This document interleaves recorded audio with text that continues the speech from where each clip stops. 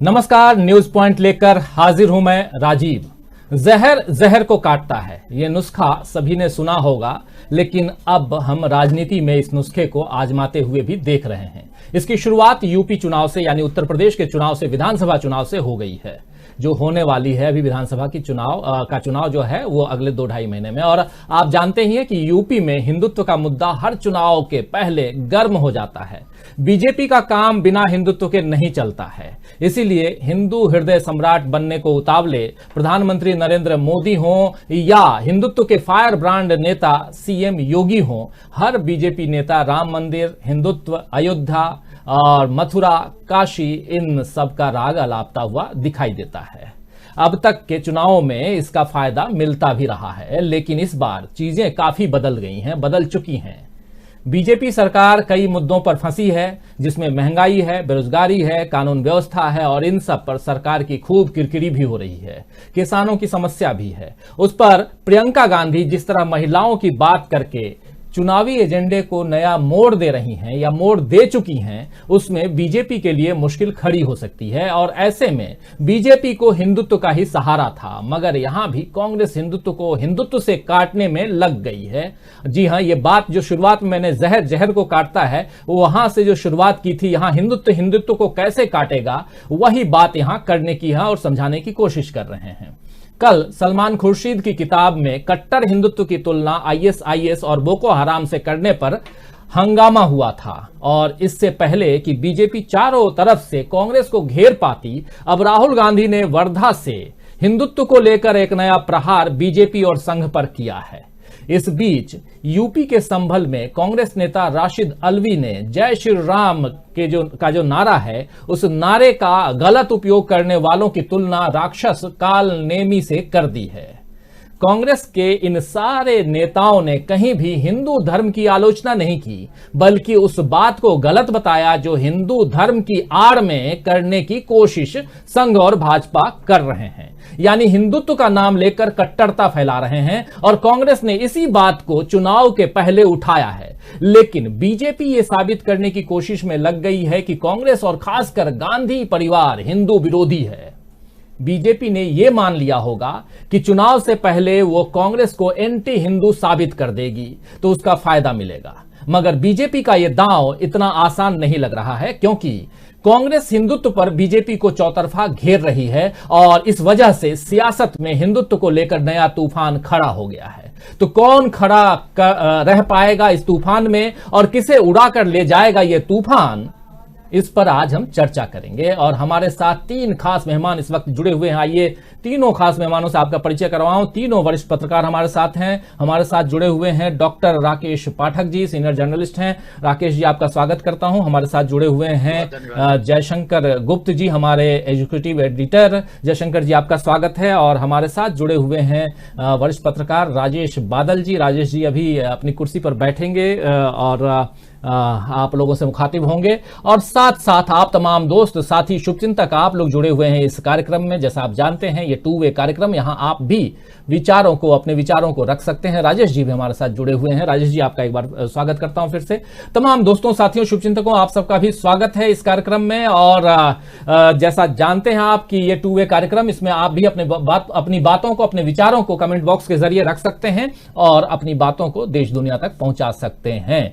कार्यक्रम को आगे बढ़ाएं उससे पहले चर्चा हम हिंदुत्व से काटने की जो बात हम कर रहे हैं उसकी, और इसमें क्या कांग्रेस आगे निकल पाएगी? क्या बीजेपी के हिंदुत्व पर कांग्रेस जो हिंदुत्व का एक अलग कहें तो परिभाषा एक बता रही है, एक जो अपने ढंग से हिंदू और हिंदुइज्म या हिंदू और हिंदुत्व की बात कर रही है, वो उसमें कहां तक वो सफल हो पाएगी, यही जानने की कोशिश करेंगे। राशिद अल्वी की बात है, चाहे राहुल गांधी की बात है, चाहे सलमान खुर्शीद की बात है। आइए शुरुआत करते हैं, लेकिन सबसे पहले राहुल गांधी से। इसलिए राहुल गांधी से इस चर्चा की शुरुआत करेंगे क्योंकि जब सलमान खुर्शीद की किताब आई और उस पर उनकी किताब पर जो बवाल मचा, कुछ लाइंस को लेकर के, उनके छठे चैप्टर के कुछ लाइंस को लेकर, जिसे कल भी हमने दिखाया था, आज भी आपको बताऊंगा, दिखाएंगे हम लोग। लेकिन कहा यही जा रहा था कि क्या कारण है कि कांग्रेस के लोग जो हैं वो अपनी ही पार्टी को घेरने की कोशिश या घेरने के लिए एक मौका दे देते हैं विपक्षी दलों को, खासकर भाजपा को। लेकिन आज जब राहुल गांधी ही मैदान में कूद पड़े हैं तो फिर क्या ये सोची समझी रणनीति के तहत कांग्रेस कर रही है, यही समझने की यहां कोशिश करेंगे। आइए, राहुल गांधी ने क्या कुछ कहा है। वर्धा में कांग्रेस की जो कार्यकर्ता हैं उनका एक ट्रेनिंग सम्मेलन चल रहा है और उस सम्मेलन को दिल्ली से ऑनलाइन संबोधित करते हुए राहुल गांधी ने क्या कुछ कहा, आइए सुनते हैं। हिंदुस्तान में दो विचारधाराएं हैं, एक कांग्रेस पार्टी की विचारधारा और एक आरएसएस की विचारधारा। और हमें यह बात माननी पड़ेगी कि आज के हिंदुस्तान में बीजेपी आरएसएस ने नफरत फैला दिया है और कांग्रेस की विचारधारा जो जोड़ने की, भाईचारे की, प्यार की विचारधारा है, उसको बीजेपी की नफरत भरी विचारधारा ने ओवरशैडो कर दिया है।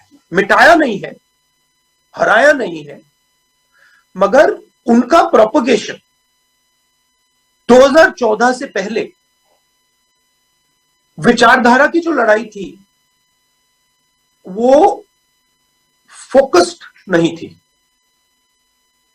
आज के हिंदुस्तान में विचारधारा की लड़ाई सबसे जरूरी लड़ाई हो गई है, आइडियोलॉजिकल लड़ाई सबसे जरूरी लड़ाई हो गई है। बीजेपी हिंदुत्व की बात करती है,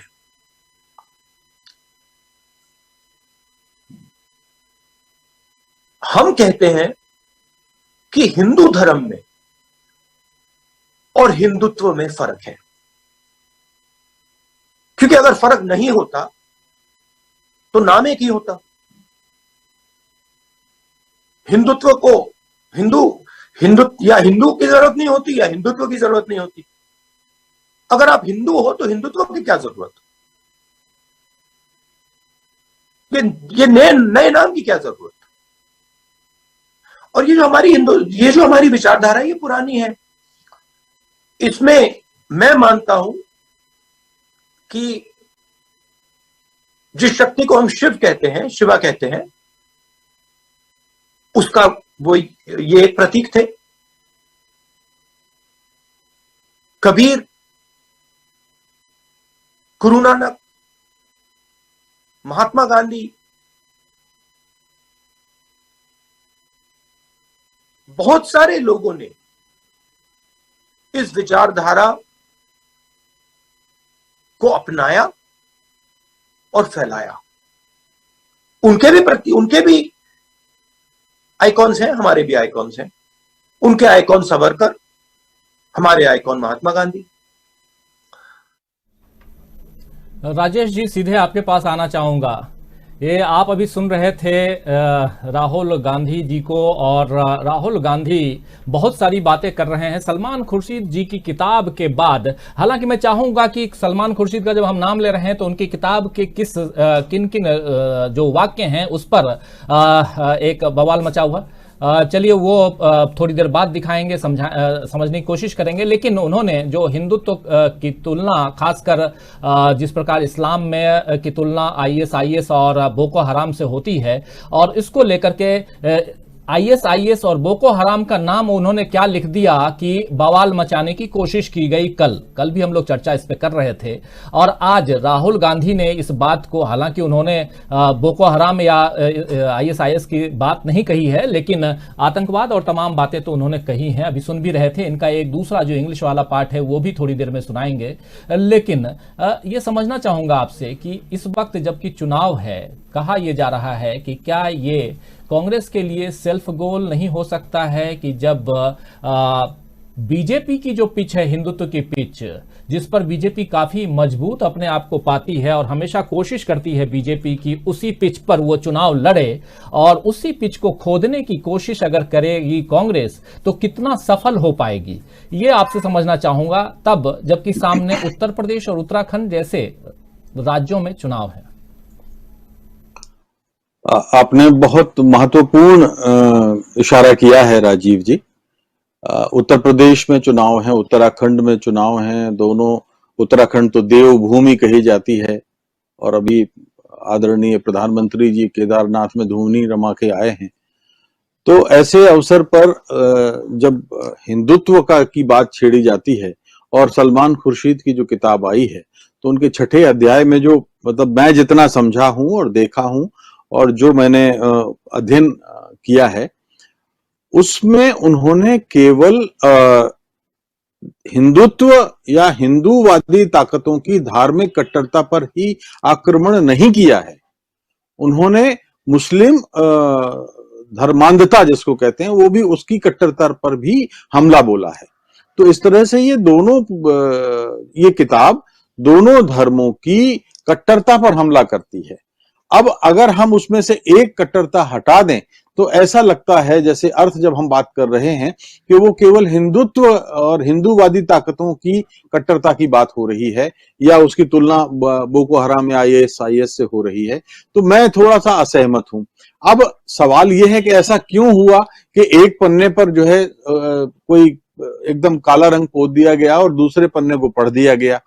आप देखिए 1980 में भारतीय जनता पार्टी के जन्म के बाद से, वैसे तो भारतीय राजनीतिक चुनावी इतिहास अगर आप देखेंगे तो धर्म के मामले में धार्मिक जो चर्चाएं हैं, चुनाव में धर्म को इशू बनाना है, वो तो सब 80 के बाद ही बड़े जोर शोर से हुआ है और 90 के बाद तो एकदम ही खुले खुले तौर पे होने लगा है। तो धर्म के आधार पर जो चर्चा होती है या हर चुनाव में धर्म की ओर मोड़ देने का जो काम करती है, वो तो भारतीय जनता पार्टी करती है। जब उत्तर प्रदेश के संदर्भ में अगर मैं बात करूं, जब आपको पता हो कि आपकी सरकार के पास 5 साल का जो परफॉर्मेंस है, प्रदर्शन है, वो बहुत कुछ कामयाबियां नहीं दिला सकता। आप बेरोजगारी के मोर्चे पर नाकाम रहे हैं, आप कोरोना से निपटने में नाकाम रहे हैं, आप सांप्रदायिक सद्भाव के मामले में फैलाने विस्तार करने में नाकाम रहे हैं, आप महंगाई से निपटने में नाकाम रहे हैं, आपके जो जिस तरह से जिहादी मैं कह सकता हूं कि मुझे जिस तरह से धार्मिक कट्टरता देखने को मिली है उत्तर प्रदेश में बीते 5 वर्षों में, वैसे तो कहीं नहीं देखने को मिली। तो जब उन मोर्चों पर लॉ एंड ऑर्डर की सिचुएशन जिसको आप कहते हैं, वहां आप नाकाम हैं, तो अपने तर्कश से आप एक ऐसा तीर निकालते हैं जो अक्सर हर बार चल जाता है, ऐसा उनको भ्रम है। लेकिन आज का उत्तर प्रदेश वो उत्तर प्रदेश नहीं है। अब सलमान खुर्शीद ने, ये हो सकता है कि 6 महीने पहले ये विमोचन होना था, 6 महीने पहले किताब ले आते तो अच्छा था, और अगर अभी लाए हैं तो 6 महीने और रुक जाते। ये तो कांग्रेस वालों को सोचना था, कांग्रेस वाले जाने कि 6 महीने बाद ले आते तो क्या बिगड़ जाता। लेकिन अगर वो लाए हैं तो कुछ ना कुछ सोच के ही लाए होंगे। मेरा मानना यह है कि चूंकि कांग्रेस इस समय एक संक्रमण काल से गुजर रही है, पुरानी पीढ़ी जा रही है, नई पीढ़ी आ रही है, और नई पीढ़ी को बहुत आसानी से पुरानी पीढ़ी स्थान देती नहीं है। तो सलमान खुर्शीद हुए, दिग्विजय सिंह हुए, और भी कुछ उस जमात के जो लोग हैं, बहुत आसानी से नई पीढ़ी को स्थान नहीं देंगे। तो हो सकता है कि आने वाले चुनाव में कंटक खड़े करते रहें, रास्ते में कांटे खड़े करते रहें, अभी मध्य प्रदेश में हो जाए, राजस्थान में हो जाए, उत्तर प्रदेश में हो जाए। तो एक बात तो यह है। लेकिन दूसरी बात जो आपने कही, राहुल गांधी का जो आपने स्टेटमेंट में, बहुत अच्छी बात मैं कहता हूं कि बहुत दिनों के बाद एक परिपक्व शैली में राहुल गांधी ने अपनी बात रखी है। एक सेंटेंस में थोड़ा सा गड़बड़ा गए वो, लेकिन मैं कहना चाहता हूं, देखिए मैं हिंदू हूं, मेरे घर में पूजा होती है, मैं दोनों टाइम आरती होती है और हर तीज त्योहार मनाता हूं। आज भी देखिए मेरे हाथ में ये बंधा हुआ है, तो ये कल की पूजा का एक कलावा है। तो इसका अर्थ यह है कि मैं कट्टर हिंदू हूं, कट्टर हिंदू हूं, लेकिन मैं हिंदुत्व का आचरण नहीं करता हूं। आचरण, हिंदुत्व क्या है? हिंदुत्व एक आचरण है, हिंदुत्व हमारी आचार संहिता है। हिंदू और हिंदुत्व में यह फर्क है। अगर मेरा आचरण खराब है तो मैं हिंदुत्ववादी नहीं हूं। ये अंतर है दोनों के बीच में। महात्मा गांधी क्या कहते थे? महात्मा गांधी कहते थे पाप से घृणा करो, पापी से नहीं। तो पाप क्या है? पाप यह है कि आपके दोनों ही धर्मों में जहां कट्टरता आती है, वो कट्टरता, उसकी निंदा की जानी चाहिए। और माफ कीजिए, भारत के संवैधानिक लोकतंत्र में इस कट्टरता का कोई स्थान नहीं है, कोई स्थान नहीं है। और इसलिए मुझे आज राहुल गांधी की बात में दम लगा कि उन्होंने बगैर इस बात को सोचे कि कांग्रेस उनका उत्तर प्रदेश के लोकसभा चुनाव में क्या, विधानसभा चुनाव में क्या अंतर आएगा, उन्होंने अपनी बात रखी है। यानी जोखिम उठाने, वैसे तो कांग्रेस को पाने के लिए कुछ नहीं है, पाने के लिए ही है जो कुछ है, खोने के लिए तो कुछ है नहीं। और सरकार एकदम से अपनी दम पे बना लेंगे ये भी हम सब जानते हैं, ये भी संभव नहीं है। हाँ, ये हो सकता है कि वो अपने को मुकाबले में ले आए। तो प्रियंका गांधी मेहनत कर रही है, राहुल गांधी मेहनत करेंगे, लेकिन ये समझते हुए भी उत्तर प्रदेश में उन्होंने ये जोखिम उठाया है। तो इसका अर्थ यही है कि कांग्रेस ये वही कांग्रेस है जिसमें हमने देखा है, बचपन से देखा है, पढ़ा है कि जिस कांग्रेस में कट्टर हिंदू भी होते थे, कट्टर सिख भी होते थे, कट्टर बौद्ध भी होते थे, सभी धर्मों के लोग अनुयायी होते थे और वो एक आंदोलन का प्रतीक थी। तो मैं बहुत, कांग्रेस के प्रवक्ता कोई होंगे तो और ज्यादा बयान को विस्तार से बताएंगे, लेकिन मुझे इस बयान से थोड़ा सा संतोष हुआ है और मुझे राहुल गांधी की धार्मिक समझ पर भी थोड़ा सा भरोसा हुआ है। ये कोई सेल्फ गोल नहीं है, कोई पार्टी हारने के लिए खेलती नहीं है, कोई भी दल हो वो हारना नहीं चाहता, तो सेल्फ गोल तो बिल्कुल नहीं है। बीजेपी ये कोशिश कर रही है कि धार्मिक आधार पर, भावनाओं के आधार पर उसको बार बार हिंदुत्व और हिंदूवादी, वो हिंदू धर्म का अकेला ठेकेदार भारतीय जनता पार्टी नहीं है। इस देश में करोड़ों लोग ऐसे हैं जो भारतीय जनता पार्टी के समर्थक नहीं हैं, दूसरी पार्टियों को वोट करते हैं और वो अच्छे हिंदू हैं, सहिष्णु हिंदू हैं। मैं ये कहना चाहता हूं। राजीव जी, आगे फिर हम लोग चर्चा में बात करते रहेंगे। बहुत सारी बातें अभी आगे भी करनी है। डॉक्टर राकेश पाठक जी, आपके पास आना चाहूंगा और ओपनिंग कमेंट आप तीनों से ले रहा हूं। सवाल यही है कि राहुल गांधी ने जिस व्यापक तौर पे हिंदू और हिंदुत्व की बात की है, हिंदू और हिंदुत्व को लेकर के सीधे अगर देखें तो सीधा प्रहार जो है वो आरएसएस पर है और बीजेपी पर है। लेकिन क्या आरएसएस और बीजेपी पर प्रहार करते हुए जब सामने चुनाव है, ये राहुल गांधी या तो आप पूरे देश के बारे में सोच रहे हैं, अपनी पार्टी के कल के चुनाव को लेकर नहीं सोच रहे हैं, आप 2024 के चुनाव को लेकर भी सोच रहे हैं, या ये कि देश में जो भी अभी गतिविधियां चल रही हैं वो देश हित में नहीं है, इसलिए भी अभी बोलना, भले हमको उसका नुकसान उठाना पड़े लेकिन बोलना यहां जायज है इसलिए बोला जाए। तो क्या आप क्या समझते हैं कि इस वक्त जबकि सलमान खुर्शीद, राशिद अल्वी और गुलाम नबी आजाद भी कूद पड़े हैं और उसके अलावा बीजेपी, ये तो कांग्रेस के नेता हुए, लेकिन बीजेपी के भी कई नेता जो हैं वो, उनके लिए तो बढ़िया बनाया, मतलब ये मौके, जिस मौके की तलाश में बीजेपी थी वो मौका उसके हाथ में है। ओवरऑल क्या कहेंगे राहुल गांधी के संदर्भ में और इस बयान के संदर्भ में आपसे जानना चाहता हूं, तब जबकि अभी तक बात यही हो रही थी कि सलमान खुर्शीद या ऐसे और भी दूसरे नेता, मणिशंकर अय्यर का आप बयान याद कीजिए और कई बार दूसरे और भी नेता, कपिल सिब्बल हैं, G23 के कई नेता हैं जो सामने आते हैं और अपनी ही पार्टी के लिए गड्ढा खोदते हुए नजर आते हैं। लेकिन यहां पर राहुल गांधी की तरफ से ये जो बयान दिया गया है, ये बयान क्या एक सोची समझी रणनीति के तहत लगता है? जी राजीव जी, बहुत सही बात आपने कही है और मैं आपके इस अंतिम वाक्य से ही बात को आगे बढ़ाता हूं कि राहुल गांधी ने आज जो कुछ कहा, अभी हमने स्क्रीन पर देखा, आपने सुनवाया, वो बहुत सोच समझकर कहा गया बयान है और मुझे ऐसा लगता है कि उन्होंने attack is the best defence की पॉलिसी को अपनाया है, क्योंकि बैकफुट पर खेलते खेलते कुछ हासिल होगा नहीं। राहुल गांधी और कांग्रेस ये समझ चुके हैं। साथ में उन्हें यह भी समझ में आ रहा है कि जो भारत का बहुसंख्यक समाज है, हिंदू समाज ही, हम तो हिंदुओं की बात करें, क्योंकि अब ये पूरी लड़ाई हिंदुत्व की बना रखी है। जैसा कि राजेश जी ने कहा कि बीजेपी या संघ ही अकेले ठेकेदार नहीं है हिंदुत्व के, तो राहुल गांधी और कांग्रेस अब ये समझ रहे हैं कि धीरे धीरे ये जो तबका है, ये जो एक विचार समूह है, राष्ट्रीय स्वयंसेवक संघ, भारतीय जनता पार्टी, बजरंग दल, विश्व हिंदू परिषद, ये उनके आनुषंगिक संगठन, ये सब लोग जिस राह पर चल रहे हैं, जो आम भारतीय है, जो आम हिंदू है, वो भी अब इनसे सहमत नहीं दिखाई दे रहा। धीरे धीरे उसे भी लग रहा है कि नहीं भाई, हमारा हिंदुत्व तो ये नहीं था जो बीजेपी और आरएसएस लगातार साबित करने पर तुले हुए हैं। तो शायद इस बारीक रेखा को समझकर, इसका आकलन करके राहुल गांधी ने ये सीधी खंदक की लड़ाई शुरू की है कि नहीं, अब सीधी बात होगी कि ये संघ का हिंदुत्व है और जो भारत का श्री सत्य सनातन धर्म जो है वो अलग है। इसलिए उन्होंने बहुत स्पष्ट आज इसको पारिभाषिक रूप से रेखांकित किया कि हिंदू और हिंदुत्व, इन दो शब्दों की जरूरत क्या है।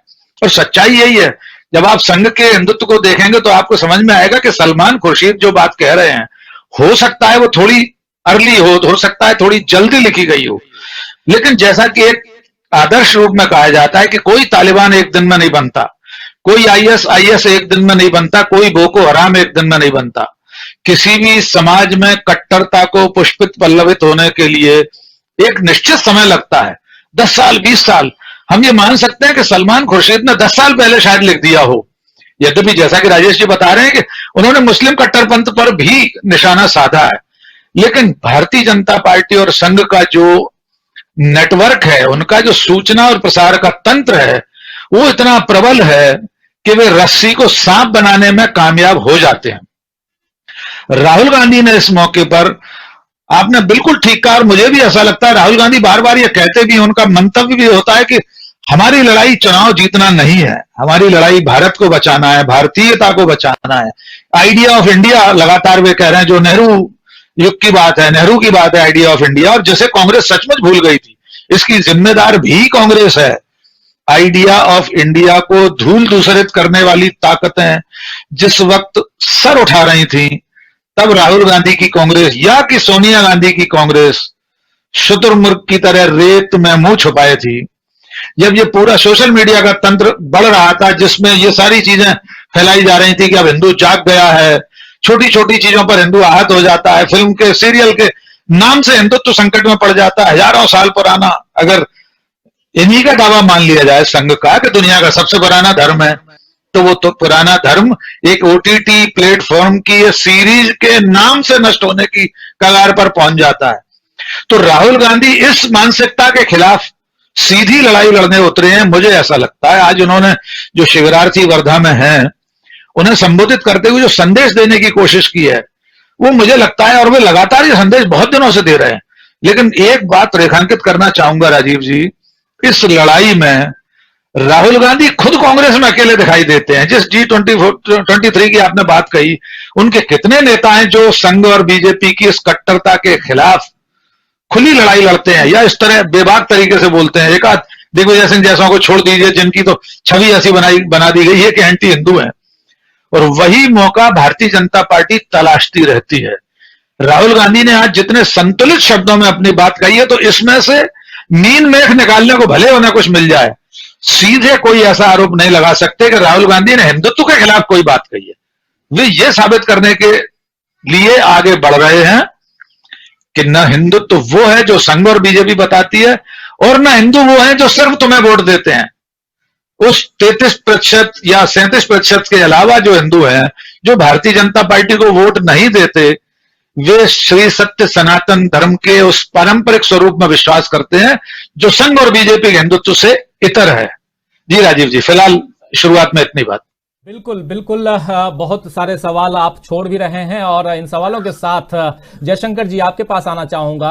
राहुल गांधी हिंदुत्व की बात, एक सच में हिंदुत्व क्या है और हमारे देश में हिंदुत्व के नाम पर क्या कुछ चल रहा है, ये बताने समझाने की कोशिश अपने कार्यकर्ताओं को करते हुए दिखाई तो दे रहे हैं, सुनाई दे रहे हैं, लेकिन उस बात को लपक करके और लपकने के बाद आप जब जान रही है कांग्रेस की मीडिया का एक बहुत बड़ा तंत्र है जो दुष्प्रचारित करता है, आपकी बातों को लपकता है। और अगर देखें छठा चैप्टर जो सलमान खुर्शीद का है, अगर उसमें उसको बहुत ध्यान से गौर से देखें तो जरा मैं कहूंगा कि स्क्रीन पे उसको लेके भी आइए, ताकि एक चर्चा को और आगे बढ़ाना आसान रहेगा। ये एक बार आप फिर से देखिए कि लिख रहे हैं कि भारत के साधु संत सदियों से जिस सनातन धर्म और मूल हिंदुत्व की बात करते आए हैं, आज उसे कट्टर हिंदुत्व के जरिए दरकिनार किया जा रहा है। आज हिंदुत्व का एक ऐसा राजनीतिक संस्करण खड़ा किया जा रहा है जो इस्लामी जिहादी संगठनों ISIS और बोको हराम जैसा है। ये अपने आप में बहुत बातें, और न सिर्फ इस्लामी जिहादी संगठनों, इस्लाम का नाम भी ले रहे हैं, और हिंदुत्व के जरिए क्या किया जा रहा है ये भी बता रहे हैं। यही समझाने बताने की कोशिश, और ऐसा लग रहा था कि इस पर कांग्रेस फंस गई इस वक्त, जबकि चुनाव का वक्त है और ये किताब इस वक्त नहीं आनी चाहिए थी। लेकिन आज एक दिन बाद हालांकि परसों बुधवार को इस किताब की लॉन्चिंग हुई और बृहस्पतिवार को कल दिन भर इस किताब पर चर्चा हुई और लगातार कांग्रेस को घेरने की कोशिश तमाम मीडिया चैनलों पे जो बैठे एंकर्स हैं वो भी, और उनके साथ तमाम साथ देते हुए बीजेपी और उसके समर्थक जो प्रवक्तागण हैं वो करते रहे। आज राहुल गांधी ने इस बात पर लगाम लगाने की कोशिश की। हालांकि उससे पहले राशिद अल्वी का भी बयान आया है, उसको भी सुनाएंगे और राहुल गांधी के एक बयान को और सुनाऊंगा। लेकिन उससे पहले आपके पास आपके पहले कमेंट के लिए आना चाहूंगा जयशंकर जी कि इधर सलमान खुर्शीद से लेकर के राहुल गांधी तक एक पिच पर, एक लाइन पर यहां कहीं भी इधर उधर की बात नजर नहीं आ रही है और पहली बार ऐसा दिख रहा है। और इस बात का इंतजार पहले से भी हम लोग करते रहे हैं कि काश ऊपर से इस बात को अगर कोई नीच कह रहा है तो इस पर जवाब आ जाए या उसे रोका जाए, या उसके साथ अगर हैं तो आप कुछ कहिए। चुप्पी साध लेना एक ऊपर बैठे हुए लोगों के लिए भी जवाब, इतनी बड़ी इतनी पुरानी पार्टी में है तो वो हार्मफुल हो जाता है और वही हार्मफुलनेस के कारण आप कई चुनाव हार गए। अब आज आप देख करके राहुल गांधी के इस बयान के बाद कांग्रेस के स्टैंड को कहां पाते हैं। हालांकि हम सब कोई कांग्रेस के प्रवक्ता नहीं है, लेकिन एक विश्लेषक के रूप में, पॉलिटिकल विश्लेषक के रूप में, पत्रकार के रूप में यह विश्लेषण करना यहां लाजिमी है। राजीव जी, आपने एकदम सही कहा। बात सही है कि कांग्रेस के नेताओं ने जो कहा है, सलमान खुर्शीद ने जो लिखा है, या राशिद अल्वी ने जो भाषण किया है, या राहुल गांधी ने जो आज कहा है, अब इसके बारे में व्यापक और आधिकारिक तौर पे तो कांग्रेस का कोई प्रवक्ता ही जवाब दे सकता है। बात सही है, लेकिन देखिए दिक्कत कहां से आ रही है। जैसे आपने बीच में कहा था कि चुनाव के समय, चूंकि भारतीय जनता पार्टी का एक प्लैंक है, उसकी पिच है, हिंदुत्व पर ही वो अपना खेलना चाहती है। उसका खेल जो है वो चाहती है कि हमारे पिच पे आकर के लोग खेलें और उसमें फिर हम अपना दंदनादन शुरू करें। कारण क्या है? भारतीय जनता पार्टी के पास एक बहुत सुगठित संगठित मशीनरी है, पूरा मीडिया उसके साथ, चाहे उसको हम गोदी मीडिया कहें, चाहे वो मुख्यधारा का मीडिया कहें, जो भी मीडिया कहें, लेकिन वो मीडिया उनके साथ है। सोशल मीडिया पे बहुत बड़ी उनकी नेटवर्किंग है, पूरे देश भर में उनके वेतन भोगी या जो भी कहिए लोग सक्रिय हैं, जिनका काम है ये। उनका अपना आरएसएस का एक नेटवर्क है, संगठन है। तो जो कुछ भी आप कहिएगा उसमें से छाट काट के अपने हिस्से का है वो अपना चला करके शुरू कर देंगे। व्हाट्सएप यूनिवर्सिटी से उसके बारे में बताना शुरू कर देंगे। तो ये काम करेंगे ही, आज भी कर रहे हैं। अब सलमान खुर्शीद ने जो कहा है, मुझे तो उसमें रत्ती भर भी गलत नहीं दिखाई दे रहा है, रत्ती भर भी गलत नहीं दिखाई। भाई सीधी सी 2-3 बातें हैं। अगर वो कह रहे हैं कि जो सनातन धर्म हिंदू धर्म रहा है उससे इतर होकर के आज जो हिंदुत्व की जो परिभाषा की जा रही है, राष्ट्रीय स्वयंसेवक संघ के लोग कर रहे हैं, वो हिंदुत्व जो उनका है वो हिंदुत्व है, वो इस्लाम में जैसे वो ISIS है या बोको हराम है या इस तरह के जो संगठन है वो उसी तरह का है। इसमें गलत क्या है? आप मान रहे हैं क्या? ये RSS के या संघ परिवार के लोगों को बताना चाहिए कि आप जो पहला वाक्य उन्होंने कहा है, सलमान खुर्शीद ने लिखा है कि सनातन हिंदू धर्म की परंपरा से कट रहे हैं, कट करके एक अलग तरह का हिंदुत्व व्याख्या कर रहे हैं, पेश कर रहे हैं, जो इस्लाम में बोको हराम या ISIS या IS जो भी संगठन है उस तरह के। तो अगर आप ये मान रहे हैं तो फिर तो बहस का बात ही नहीं रह गई है। देखिए सीधी सी बात यह है कि इस्लाम में ISIS हो या बोको हराम हो, इस तरह की जितने भी संगठन है, ये निजामे मुस्तफा और खलीफा शाही की वकालत करते हैं। आप क्या कर रहे हैं आज? हिंदुत्व के नाम पे, हिंदू राष्ट्र बनाने के नाम पर आप क्या कर रहे हैं? वही काम कर रहे हैं। हम हिंदू राष्ट्र बनाएंगे जहां अल्पसंख्यकों को मारा जाएगा, पीटा जाएगा, मॉब लिंचिंग की जाएगी। अगर आप विपरीत विचारधारा के लोग हैं तो त्रिपुरा में आपके मकान जला दिए जाएंगे और लॉकअप में कहीं मार दिया जाएगा, कहीं कुछ कर दिया। मतलब इस तरह की ये आप हिंदू राष्ट्र बनाना चाहते हैं। तो ये अगर आपका हिंदुत्व है, देखिए मोहन भागवत बार बार बीच बीच में बोल जाते हैं, कहते हैं कि साहब वो भारत में रहने वाले सभी हिंदू। तो जो त्रिपुरा में जिनके घर जलाए गए वो क्या थे? जिनको गोकसी के नाम पे या गाय का मांस ले जाने के नाम पे, अब पता नहीं किस चीज का मांस था, ये बाद में तय होगा क्या है क्या नहीं है, लेकिन जिसको आपने भीड़ के सहारे छोड़ दिया, भीड़ से पिटवा दिया, मरवा दिया, वो है आपकी व्याख्या में आते हैं कि नहीं आते हैं? और किस तरह की बात कर रहे हैं? सनातन धर्म की बात कर रहे हैं। अभी हमारे मित्र कह रहे थे भाई आप शंकराचार्य की, आदि शंकराचार्य की मूर्ति का अनावरण करते हैं और एक भी शंकराचार्य वहां पे मौजूद नहीं होता है। कौन सा धर्म चला रहे हैं? किस तरह का धर्म चला रहे हैं? और जब चर्चा ही करने की बात हो रही है, ठीक है आपने अभी लपक लिया कि साहब और सलमान खुर्शीद ने कर दिया। अब राशिद अल्वी ने जो भाषण में मैंने जो सुना है उसमें गलत तो कुछ भी नहीं कहा है।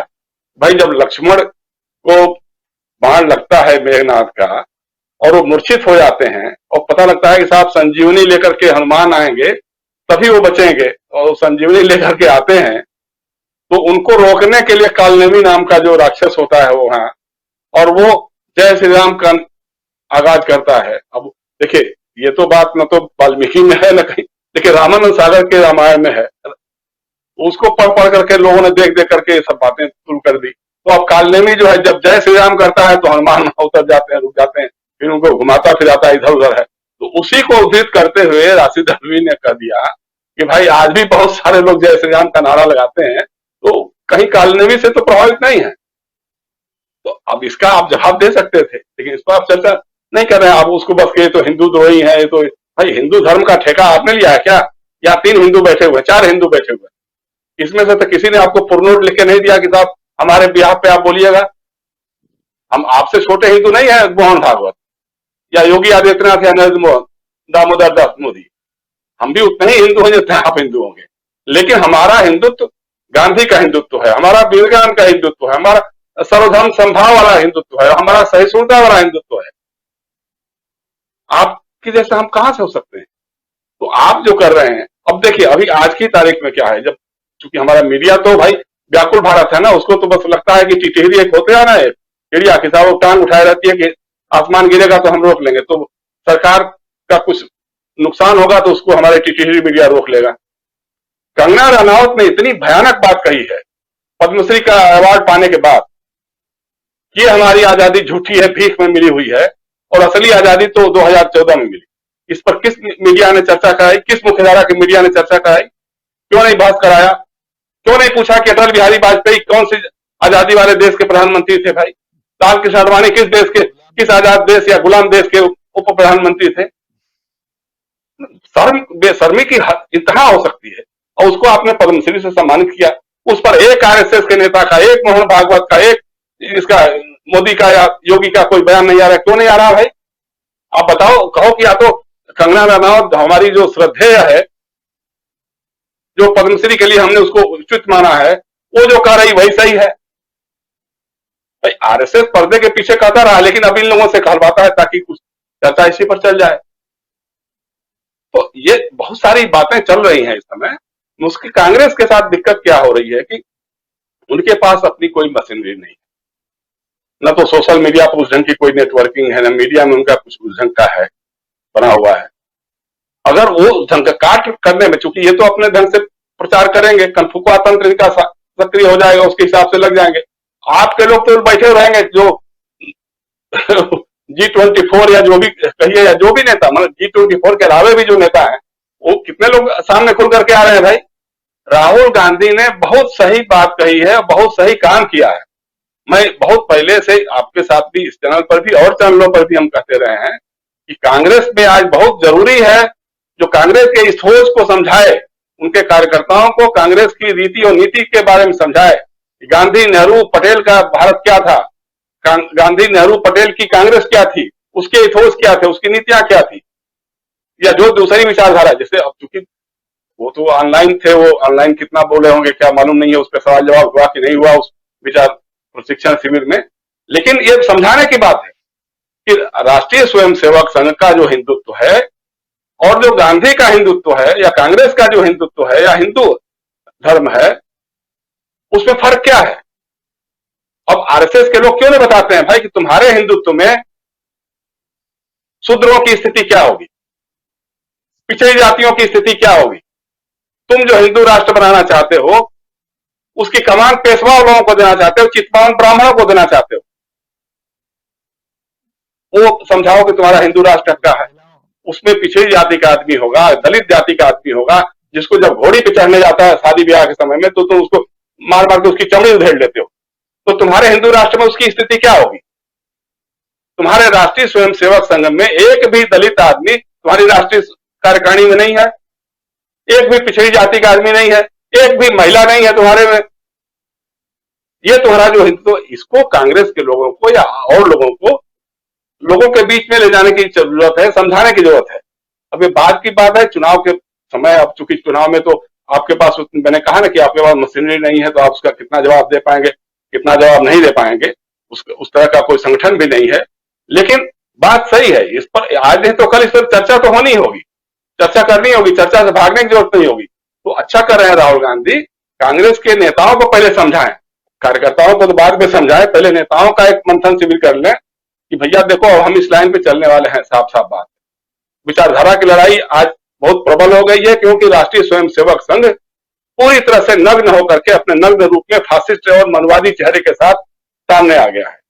तो उससे कांग्रेस के लोगों को लड़ना होगा, जो इस लड़ाई में हमारे साथ करने वाले हैं वो रहें, और नहीं तो अपना रास्ता में अपने कहीं राज्यसभा का टिकट ले लें, कहीं कुछ विधान परिषद मिल जाएगा, कहीं कुछ और मिल जाएगा, कहीं और पद मिल सकता है। तो अगर इस तरह की बात करते हैं राहुल गांधी तो बहुत अच्छा काम करेंगे। लेकिन वही है कि उसके लिए फिर सुनियोजित ढंग से निरंतरता के साथ करना पड़ेगा। ये नहीं कि बस आज कुछ कर दिया, बोल दिया, हो गया, नमस्कार किया, आगे बढ़ गए। अभी इनके हमले होंगे शुरू, आईटी सेल इनका सक्रिय हो जाएगा, आईटी सेल वाले लग जाएंगे पूरी के पूरी तरह से। तो उसका जवाब अगर कांग्रेस के विभिन्न मोर्चों से, विभिन्न प्रदेशों से, विभिन्न इलाकों से जवाब आना शुरू हो जाए, तब बात बनेगी। जी राजीव। बिल्कुल बिल्कुल, बहुत सारी बातें आप कह रहे हैं। राशिद अल्वी का नाम यहां आ रहा है। राशिद अल्वी ने क्या कुछ कहा है, जरा इसे सुन लेते हैं, फिर राजेश जी आपके पास आऊंगा और राशिद अल्वी के बाद राहुल गांधी के एक बयान को और सुनाऊंगा। राहुल गांधी ने अपने भाषण में जो उन्होंने अपने कार्यकर्ताओं को जो अपना बयान दिया है, भाषण दिया है यहां से दिल्ली से ऑनलाइन, उसमें पहले अंग्रेजी में, उसके बाद हिंदी में, बहुत ही सधे अंदाज में और बहुत ही शानदार ढंग से पूरे भाषण को अगर सुनेंगे तो इंडिया की जो और भारत की जो बातें होती हैं, जो समझने समझाने की जरूरत है एक पार्टी के प्रमुख के रूप में, वो वहां पर डिलीवर करते हुए दिखाई दिए। लेकिन राशिद अल्वी ने जो कुछ कहा, जिसके बाद बवाल मचाने की कोशिश हुई मीडिया के एक धड़े में, वो देख लेते हैं कि क्या कुछ है। और कहा जाता है कि संजीवनी बूटी सूरज निकलने से पहले आनी चाहिए, वरना जिंदगी बचना मुश्किल है। तो हनुमान जी की जिम्मेदारी लगाई जाती है, जाइए संजीवनी बूटी लेके आइए हिमालय पहाड़ से। उधर रावण एक राक्षस को संत बना के भेज देता, उसे तो वक्त खराब करना था कि सवेरे से पहले संजीवनी बूटी आनी नहीं चाहिए। हनुमान जी ऊपर जा रहे, वो राक्षस नीचे बैठ के जय श्री राम का नारा लगा रहा। आजकल तो बहुत लोग लगाते हैं, हनुमान जी ऊपर से नीचे उतर आते हैं। वो तो भक्त हैं, वो आके बैठ जाते हैं पांव के अंदर। तो ये राक्षस कहता है इसे तो वक्त खराब करना था, पहले जाओ मानसरोवर के अंदर स्नान करो। बगैर नहाए जय श्री राम नहीं बोला जाता, यह अलग बात है आचार्य जी। आज जो जय श्री राम बोलते वो बगैर स्नान के बोलते। एक मगरमच्छ पांव पकड़ लेता हनुमान जी, वो उसे किसी ने श्राप दिया था, वो एक अप्सरा थी, वो अप्सरा बन जाती है और वो हनुमान जी से कहती है, हनुमान क्यों वक्त खराब कर रहे हो, तुम्हें तो सूरज निकलने से पहले जाना है संजीवनी बूटी लेकर। और ये जो सामने बैठा है जय श्री राम कह रहा है, मुनि नहीं, ये निश्चर घोरा, ये मुनि नहीं है, ये तो घोर राक्षस है। मैं आपसे बस इतनी बात कह के अब आपसे विदा लूंगा कि आज भी बहुत लोग जय श्री राम का नारा लगाते हैं, वो सब मुनि नहीं, वो निश्चर घोरा। होशियार रहने की जरूरत है और देश के अंदर हमें ऐसा माहौल पैदा करना है जो राम राज्य के अंदर आया है। तो राशिद अल्वी जी राम राज्य की बात कर रहे हैं, जय श्री राम, मुनि संतों की बात कर रहे हैं, और इसमें कहाँ गलत है ये समझने की कोशिश हम करेंगे राजेश जी से। लेकिन इसके बाद जब राहुल गांधी आए तो राहुल गांधी अपने वक्तव्य में पहले अंग्रेजी में उसके बाद हिंदी में, अंग्रेजी का उनका एक छोटा सा अंश आपको सुनाता हूं जो काफी विवादों में है। उसको किस ढंग से विवादों में लिया जा रहा है मैं तो समझ में नहीं, मुझे नहीं समझ में ये बात आ रही है, लेकिन उसका अनुदित अंश भी आपके सामने, सबटाइटल जो है, ट्रांसक्रिप्शन, वो भी आपके सामने रख रहा हूं ताकि जो हमारे साथी हैं अंग्रेजी और हिंदी दोनों सुन लें। About killing a cloud? In which book is this written? I have not seen it. I have read the Upanishads. I have not seen it. Where is it written that you should kill an innocent man? I am unable to find this in Hindu scripture, in Islamic scripture, in Sikh scripture. I can see it in Hindutva. ये मुख्य रूप से ये राहुल गांधी के इस अंश को, उनके जो वक्तव्य है उसके इस अंश को दिखाया जा रहा है राजेश बादल जी। और दूसरा पार्ट जो पूरा हमने दिखाने की कोशिश की राशिद अल्वी की, उसमें भी सिर्फ 10 सेकंड के पार्ट को, आखिरी पार्ट को जहां जय श्री राम की बात कर रहे हैं उसको दिखा। आप जानते हैं अच्छी तरह से टेलीविजन में क्या होता है, किस ढंग से मैनिपुलेट किया जाता है फुटेज को। वो सोशल मीडिया पर जब मैं इस प्रोग्राम के पहले देख रहा था तो कहाँ क्या चल रहा है, उसमें कुछ कुछ पार्ट को दिखाया जा रहा है। तो ये ओवरऑल जो है वो आप समझ सकते हैं कि आखिर किस ढंग से मैनिपुलेशन हो रहा है। लेकिन यहां सवाल ये उठता है कि जब राशिद अल्वी हो या सलमान खुर्शीद हो, चाहे अब राहुल गांधी कूद पड़े हैं हिंदुत्व की परिभाषा के साथ में, यहां पर राहुल गांधी सॉफ्ट हिंदुत्व उनको के साथ उनको जोड़ा गया। आप याद कीजिए जब गुजरात का इलेक्शन था, 2017 का इलेक्शन, जो अगले साल फिर यहां 2022 में फिर होना है लास्ट में, और वहां जनेऊधारी राहुल गांधी दिखाई दिए थे। उसके बाद कई जगह मंदिर मंदिर मठ मठ जाते हुए राहुल गांधी दिखाई दिए। अब बहन प्रियंका गांधी भी दिखाई देती हैं, अपने हिंदुइज्म की बात, हिंदू होने की बात साबित करते नजर आते हैं हमेशा। लेकिन ऐसी जब बातें आती हैं जहां राशिद अल्वी के नाम पे कांग्रेस को घेरा जाए, जहां सलमान खुर्शीद के नाम पे कांग्रेस को घेरा जाए, या कई बार दूसरे नेताओं के नाम पर कांग्रेस को घेरा जाता है, यहां पर आप क्या कहेंगे कि आज की परिस्थिति में राहुल गांधी या कांग्रेस का जो हिंदुत्व वाला या हिंदुइज्म वाला या हिंदू वाला जो चैप्टर है, जिसको आज चुनाव के समय जरूरत है, आप मेरी बातों को शायद समझ रहे होंगे, मेरा इशारा जिस ओर है, जो जरूरत है वहां कितने सधे हुए, पके हुए, या वहां तक कितने पहुंचते हुए दिखाई देते हैं?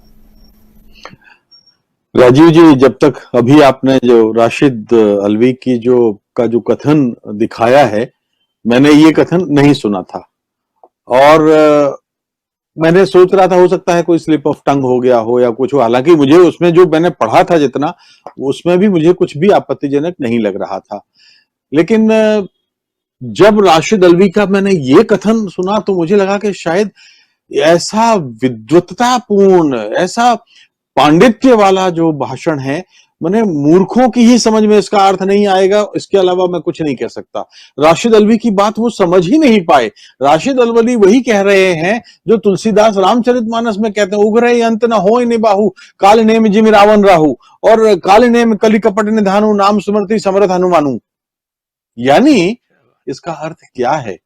वो लोग जो साधु के वेश में रहते हैं और आचरण राक्षस जैसा करते हैं, और वो ये कहते हैं कि कलयुग ऐसा आएगा, कलयुग में ऐसा होगा। मैं रामचरितमानस का उदाहरण दे रहा हूं। देखिए, मैं कोई बहुत विद्वान नहीं हूं, लेकिन अच्छा हुआ कि मुझे वक्त पे ये जो चौपाइयां याद आ गई। वो कहते हैं कि कलयुग में ऐसा आएगा, वो दौर ऐसा आएगा जब साधु के वेश में लोग आएंगे और उनका विनाश करने के लिए भगवान कहते हैं कि मैं खुद आऊंगा। कपट में आचरण उनके राक्षसी होंगे, लेकिन वो साधु के वेश में होंगे। तो राशिद अल्वी ने कितनी बढ़िया व्याख्या की है। मैं तो मतलब मैं नहीं जानता था कि वो इतना और उन्होंने बहुत ही स्पॉन्टेनियसली वो चौपाइयां बोली। तो इसलिए मुझे लगता है कि बहुत ठीक लाइन ली है, और रामचरितमानस के जरिए, भारतीय संस्कृति के जरिए हिंदू और हिंदुत्व की जो बात अभी जो हम कर रहे थे, इसका मतलब कांग्रेस ने बहुत ही सोच समझ के इसका, आप हिंदू हैं, अगर आपका आचरण हिंदुत्व वाला नहीं है तो आप राक्षसी हैं। हिंदुत्व क्या कहता है? हिंदुत्व असहमत सुरों को साथ लेके चलने की बात करता है, हिंदुत्व सहिष्णुता की बात करता है, हिंदुत्व उस व्यवहार की बात करता है जिसके जरिए राम को मर्यादा पुरुषोत्तम कहा जाता है। तो जब ये इस तरह की बात करता है तो कांग्रेस क्या गलत कह रही है? कांग्रेस वही कह रही है। और दूसरे, माफ कीजिए, 1947 के पहले की कांग्रेस उठा के देख लीजिए तो आप उसमें क्या कट्टर हिंदू नहीं पाते थे?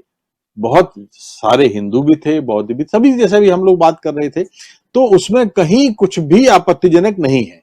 कुछ लोग ऐसा, जो कि जैसे अभी राकेश कह रहे थे कि भारतीय जनता पार्टी का आईटी सेल, या जयशंकर जी ने भी कहा कि इतना ताकतवर है कि वो इनको टेढ़े मेढ़े और उसके अर्थों को विकृत करके और आम जनता की समझ में के सामने परसता है।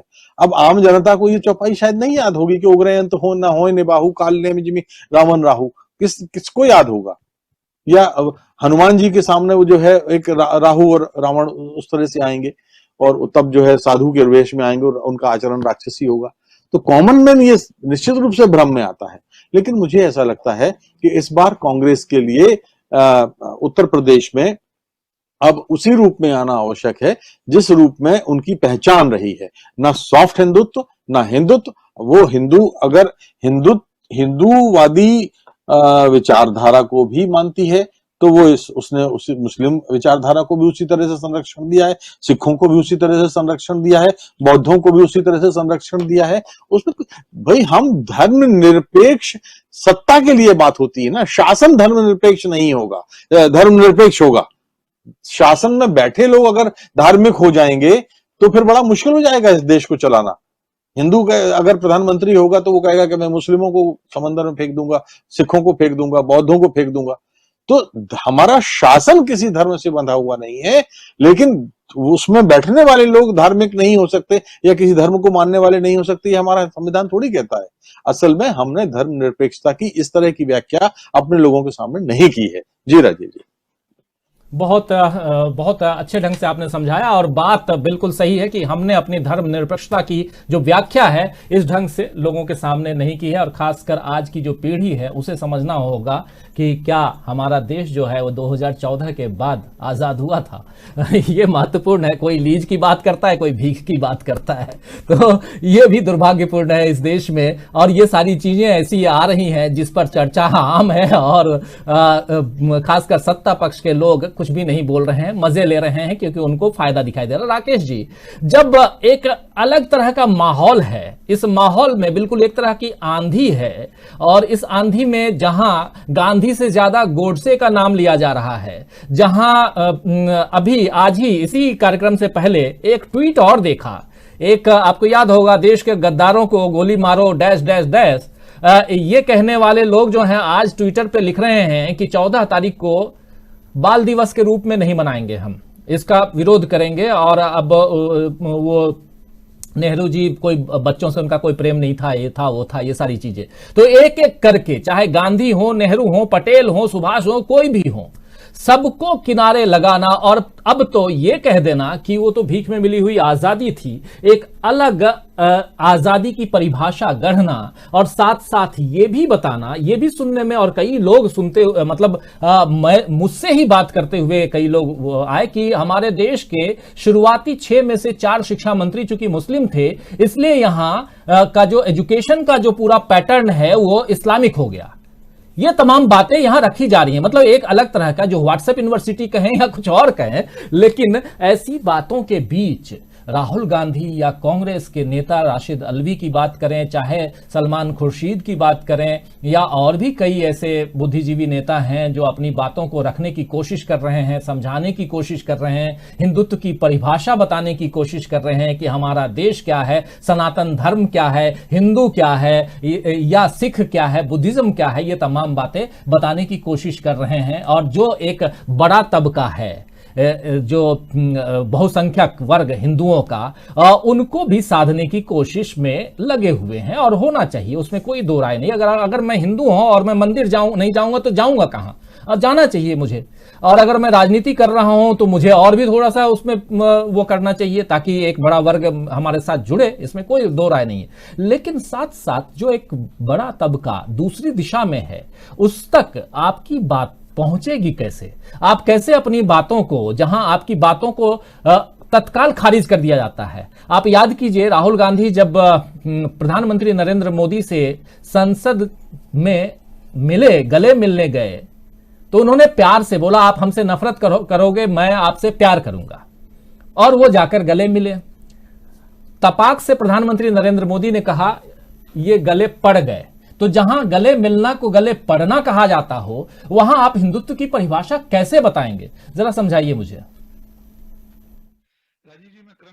दो तीन बातें आपके सारे प्रश्नों में से ले लेता हूं। सबसे पहले तो वाकई में मेरे लिए ये नई जानकारी है, मैं बहुत देर से ट्विटर भी नहीं देखा कि 14 नवंबर के बहिष्कार टाइप का कोई या नहीं मनाया जाएगा बाल दिवस के रूप में। ये अभियान किसने शुरू किया हम सब जानते हैं। आपने मुझे बताया तो यकीनन मेरे लिए चौंकने का विषय है, और शायद राजेश बादल जी और जयशंकर जी भी पहली बार ही ये सूचना आपसे ग्रहण कर रहे होंगे। तो पहले छोटा सा 1 मिनट इस पर ले लें। दरअसल में ये जो सत्ता में बैठे हुए लोग हैं, इनका जो विचार परिवार है, वैसे परिवार कहना भी थोड़ी ज्यादती है, दरअसल में वो एक वैचारिक गिरोह है और विचार भी नहीं है उनके पास। ये सारी कोशिशें, ये सारे अभियान वे इसलिए चलाते हैं, चाहे वो कंगना रनौत के जरिए ये कहलवाना कि आजादी नहीं थी वो भीख थी, चाहे वो ऋचा पाठक एक बालिका जो युवा मोर्चे की प्रवक्ता थी, उसका कहना है कि लीज पर था। और ये बयान इतने छोटे लोगों के स्तर से नहीं आते, बहुत बड़े स्तर पर भारतीय जनता पार्टी और संघ के लोग इन बातों की तस्दीक करते हैं। मंशा इसके पीछे राजीव जी ये है कि ऐसा करने से कम बहुसंख्यक लोग ये ना पूछें कि भाई 1925 में बने हुए राष्ट्रीय स्वयंसेवक संघ की क्या भूमिका थी आजादी की लड़ाई में। 1947 तक तो पर्याप्त 22-23 साल बीत गए थे, हिंदू महासभा उसके पहले से थी। तो वे नहीं चाहते कि स्वतंत्रता संग्राम में उनके नायकों, तथाकथित असल में तो वे प्रतिनायक हैं स्वतंत्रता संग्राम के, उनकी भूमिका पर, उनके संगठन पर कोई सवाल उठे। इसलिए वे गांधी, नेहरू, पटेल, मौलाना आजाद इत्यादि के छवि भंजन में लगे रहते हैं। एक बात तो ये, और इसी का अगला चरण है कि अब वे बाल दिवस को भी एक तरह से नेस्तनाबूद करने पर उतारू होंगे। दूसरी बात, आपने कहा सनातन धर्म शब्द आपने इस्तेमाल किया, तो एक श्लोक है, सत्यम ब्रूयात प्रियम ब्रूयात न ब्रूयात सत्यम अप्रियम प्रियम न च नानव्रत ब्रूयात एष धर्म सनातन। श्री सत्य सनातन धर्म क्या है कि सत्य बोलना चाहिए, प्रिय बोलना चाहिए, ऐसा सत्य नहीं बोलना चाहिए जो अप्रिय हो, प्रिय किंतु असत्य नहीं बोलना चाहिए, यही सनातन धर्म है। राहुल गांधी आज जिस रूप में दिखाई दे रहे हैं वो यही कर रहे हैं। असल में बहुत सारे लोगों को हिंदुत्व को लेकर जो उनकी अवधारणा है, उनकी जो बहुत कोमल सी भावना है, वो उनके ये प्रियम ब्रूयात से ठेस लग जाती है उसे। लेकिन आज समय इसी का है कि आपको अप्रिय सत्य भी बोलना होगा।